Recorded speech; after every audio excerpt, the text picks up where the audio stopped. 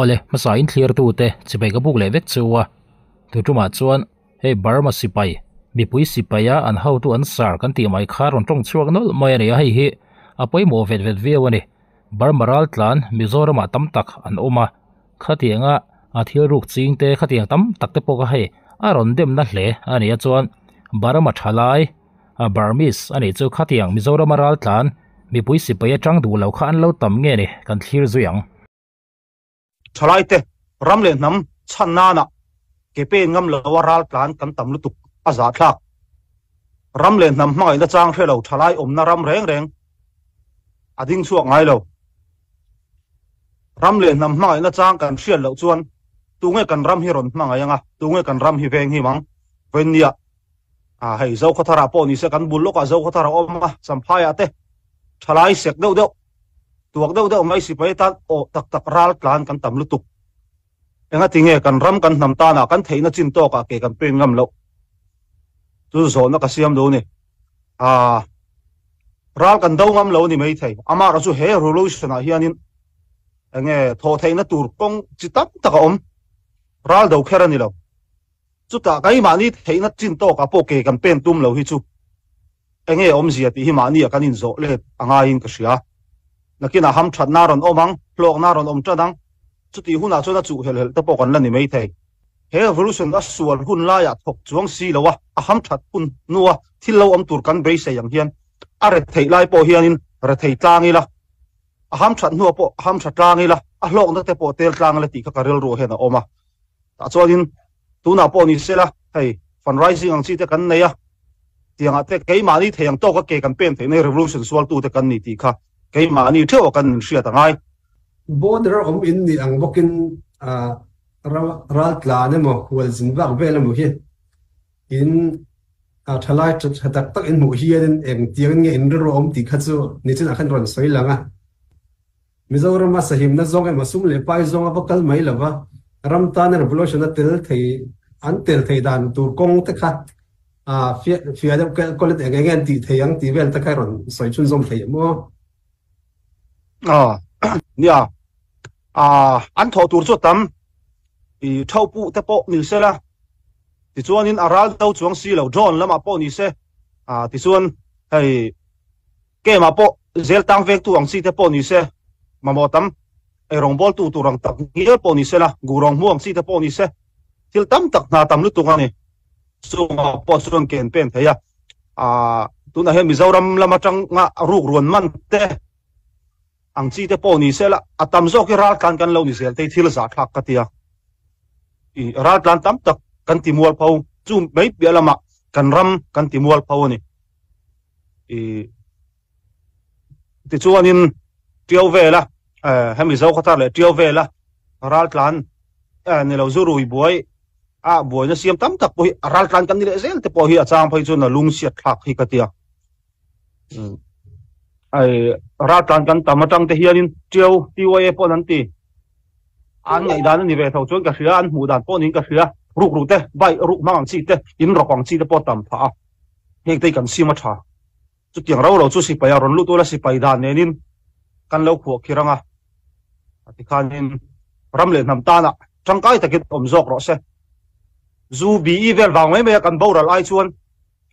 lu takin kan ram kan nam ta na hin kan dun nei hlan zok ang u ika ikaron som du karon soi te ni mero sa tuna a soi kha adik hle nia kha mi pui sipai lama an how tu berzing ami ni khatiang khop khan mi hring in mamo na thalai in mamo na aturu to lai khan Mizoram chunga thalai Burma ral tlan lian tak tak anom thup ringot hi chuti in aron out chhuak ania he comment hi kan chirang a soi hi dikalom nu naw le tar chak lo chu kan hu phur reng reng lo thalai te chuan mani ram chhana din ve om tak chu ni tin Mizorama poilo khoi tu te hi nu naw le tar chak lo an ni ngai lo thalai le la valai tak tak vek an ni e tin ron soi ni ya kan video ma sa karon da chiang khan Mizoram chunga ral tlan Burma ral tlan sek pui lian tak tak anom thlu ane khatiang khasipaya mi pui sipaya an tangam lo ni te alang reng ania poi hle ni sarel thang le na chu aza om hle mai thil ni na ang angin a soi top maya in soi khong ai thak po a bei lem lo thu soi khi adi khlom khop mai respect ti na ron chang ani helai nuai hian ron ko ho vek ro an nok sak lu tuk thil an ruk lo le tual an thata khati lama tual tha tur atam te reng nen